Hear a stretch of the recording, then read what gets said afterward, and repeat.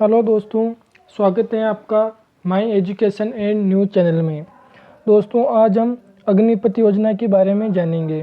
दोस्तों, अभी केंद्र सरकार द्वारा अग्निपथ योजना चलाई गई, जिसके बारे में देश में बहुत ज़्यादा विरोध हो रहा है। तो इसके बारे में डिटेल से जानेंगे। इसकी क्या विशेषताएं हैं, इसकी पात्रता क्या हैं, प्रशिक्षण, सैलरी, भत्ते, मुआवजे, चयन प्रक्रिया क्या हैं और इसके क्या फ़ायदे हैं, क्या नुकसान हैं।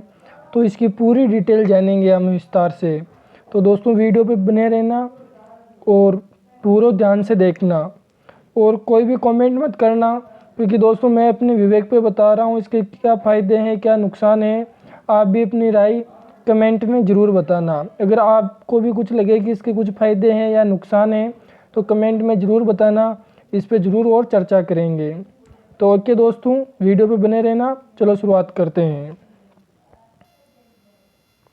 फर्स्ट है इसकी विशेषता के बारे में जानते हैं। तो अग्निपथ योजना पर आधारित एक भर्ती का मॉडल है। अग्निपथ योजना द्वारा अग्निवीर तैयार किए जाएंगे, जो कि सशस्त्र बलों में सेवा करने का सुनहरा अवसर है, जो कि देश में बहुत ज़्यादा युवाओं को इसमें सेवा करने का मौका मिलेगा और पूरे देश में मेरिट के आधार पर भर्ती होगी। और इसमें जो कार्यकाल होगा वह 4 साल का होगा। जब अग्निपथ योजना में अग्निवीर को लिया जाएगा तो उसे सिर्फ 4 साल के लिए ही लिया जाएगा। और आकर्षक मासिक वेतन और सेवानिधि पैकेज और 27 भर्ती के लिए आवेदन का 100% अवसर, यानी कि जो लिए जाएंगे इसके अंदर हर साल में 2 बार इसकी वैकेंसी आएगी। और अगर 1 लाख बंदे अगर लिए जाएंगे तो उनमें से 25% को 4 साल बाद में स्थायी कर दिया जाएगा और 75% को वापस हटा दिया जाएगा। तो उस प्रकार से रहेगा इसकी जो योजना की रहेगी इसमें लेने की। और आगे बात करते हैं इसकी पात्रता की। तो पात्रता में कुछ नहीं है। आवेदक के लिए कम से कम उम्र 17.5 वर्ष होनी चाहिए और अधिक से अधिक 21 वर्ष होनी चाहिए। तो ये इसकी पात्रता रहेगी। और 10वीं पास होना अनिवार्य है। 10वीं पास होना अनिवार्य है। और 4 साल के बाद अगर 10वीं पास अगर कोई लग जाता है और 4 साल बाद में वापस जब उसको हटाया जाएगा तो उसको 12th क्लास का सर्टिफिकेट साथ में दिया जाएगा, यानी कि 12वीं का सर्टिफिकेट दिया जाएगा।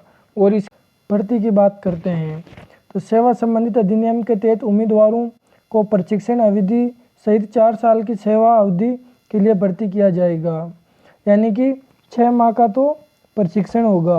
6 माह का तो प्रशिक्षण होगा प्लस 3.5 साल की नौकरी होगी। कुल 4 साल की नौकरी होगी। और इसके अलावा भर्ती प्रक्रिया में कोई बदलाव नहीं किया गया है। आगे देखते हैं प्रशिक्षण। तो मौजूदा प्रशिक्षण केंद्रों में कठोर एवं सैन्य प्रशिक्षण प्रदान किया जाएगा, यानी जो वर्तमान में जो आर्मी के प्रशिक्षण केंद्र हैं उनमें और कठोर सैन्य प्रशिक्षण दिया जाएगा। और सेवा पहाड़ों से लेकर रेगिस्तान तक के विभिन्न इलाकों में जल, थल या वायु में राष्ट्र की सेवा का अवसर है, यानी कि पूरे भारत में कहीं भी करवाया जा सकता है और वहाँ सेवा करनी पड़ सकती है। आगे वित्तीय पैकेज की बात करते हैं, कितनी सैलरी मिलती है, क्या है। तो जो प्रथम वर्ष में जो कुल सैलरी मिलेगी वो मिलेगी 4.76 लाख, जो कि फर्स्ट वर्ष 21,000 होगी। कितनी? 21,000। और जो चौथे वर्ष होगी वो होगी 6.92 लाख, जो होगी 28,000। कितनी? 28,000। इस प्रकार से हर साल सैलरी बढ़ती जाएगी। और भत्ते की बात करते हैं तो जोखिम और कठिनाई संबंधित एवं अन्य भत्ते, जो भत्ते वर्तमान में दिए जा रहे हैं वो सभी भत्ते भी 4 साल के लिए दिए जाएंगे। आगे है सेवानिधि।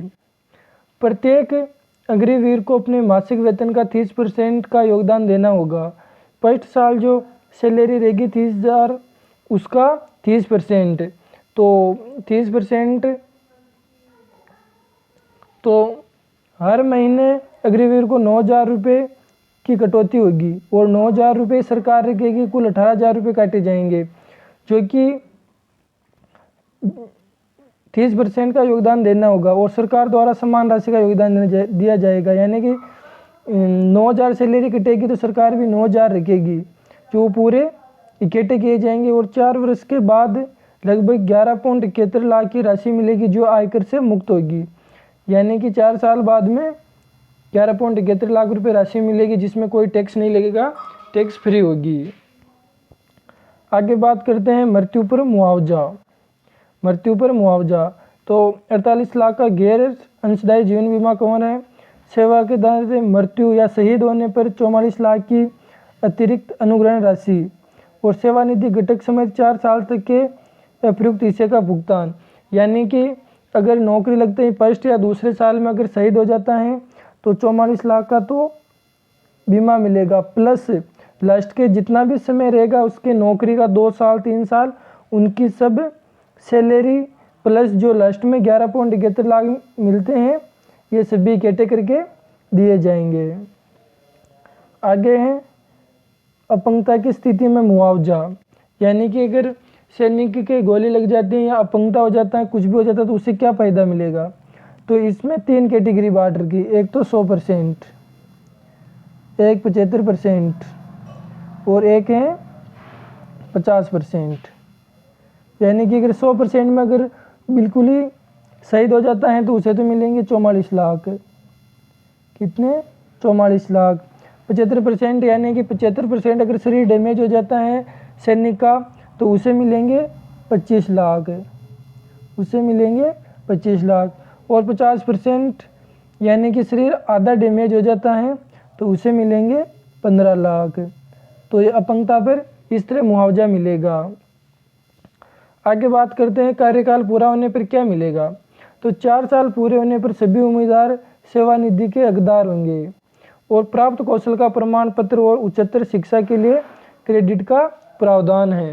यानी कि कार्यकाल पूरा होने पर उन्हें वो कौशल का प्रमाण पत्र दे दिया जाएगा और 12th क्लास का सर्टिफिकेट भी दे दिया जाएगा, 12th क्लास का सर्टिफिकेट भी दे दिया जाएगा।